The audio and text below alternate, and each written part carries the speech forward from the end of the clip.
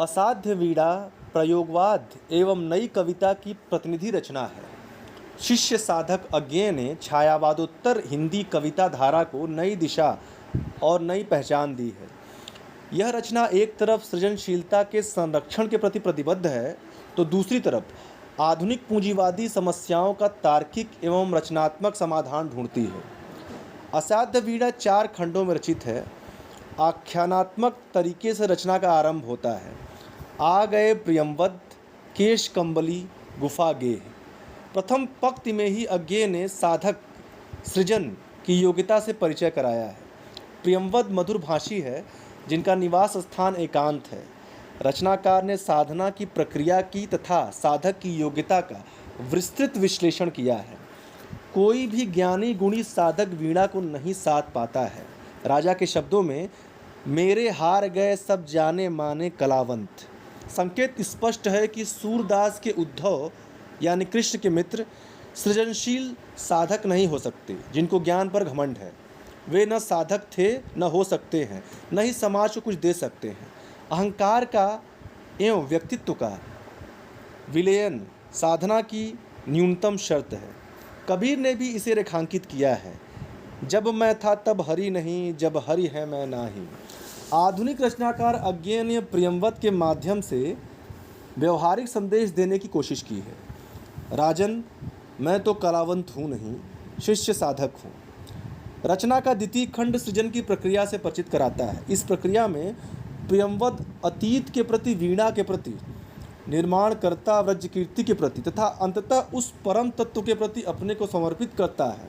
वह मौन होकर एकांतिक साधना में प्रयत्नशील है। स्पंदित सन्नाटे में मौन प्रियंवद साध रहा था, वीणा नहीं। वह स्वयं अपने को साध रहा था, सौंप रहा था उस किरीट तरु को। सृजन की प्रक्रिया में मौन एवं ध्यान आवश्यक है। अज्ञेय ने इस मौन के महत्व को अन्यत्र भी रेखांकित किया है। मौन भी अभिव्यंजना है, जितना तुम्हारा सच है उतना ही कहो। ध्यान का महत्व भारतीय बौद्ध धर्म एवं संस्कृति में भी उपलब्ध है। बौद्ध धर्म की महायान शाखा तथा जापानी जैन बुद्धिज्म में भी यह मान्यता है कि ज्ञान की प्राप्ति किसी बाहरी साधना से नहीं की जा सकती। उसके लिए आंतरिक शोधन एवं ध्यान का विशेष महत्व है।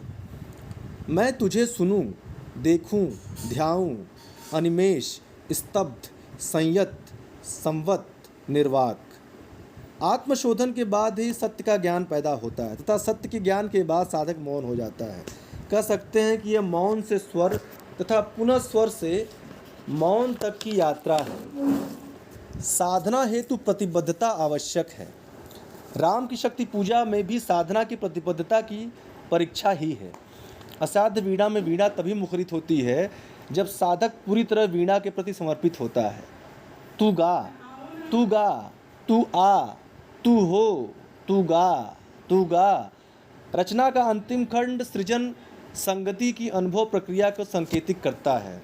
अनुभव भी वैयक्तिक और विशिष्ट होता है। डूब गए सब एक साथ, सब अलग अलग एकाकी पार तीरे। अज्ञेय ने अलग अलग उदाहरण देकर यह संकेत किया है कि व्यक्ति आवश्यकताओं एवं चेतना के अनुसार ही सृजन रूपी परम तत्व का साक्षात्कार होता है। तुलसी ने भी इसे रेखांकित किया है। जाकी रही भावना जैसी, प्रभु मूर्ति देखी तीने तैसी। असाध्य वीणा बहुस्तरीय समस्याओं का सृजनात्मक समाधान देती है। यह स्मृति को महत्व देती है तथा उसे संरक्षित करने की कोशिश करती है। प्रियंवद निरंतर कहता है, हाँ मुझे स्मरण है, 5 बार। यह स्मरण पर बल देना पूंजीवादी आधुनिक उपयोगितावादी समस्याओं का तार्किक समाधान भी है। रचना अतीत, वर्तमान और भविष्य तीनों में संबंध सूत्रता को देखती है। यही संबंध साधक साध्य और सृजन में है तथा व्यष्टि और समष्टि में है। निष्कर्षतः साध्य वीणा आधुनिक भावबोध की समग्रता में धारण करती है। निष्कर्षतः असाध्य वीणा आधुनिक भावबोध को समग्रता में धारण करती है। यह सृजनशील चिंतन के साथ प्रत्येक इकाई को व्यक्तित्व संपन्न बनाना चाहती है तथा आधुनिक संश्लिष्ट समस्याओं का रचनात्मक समाधान चाहती है।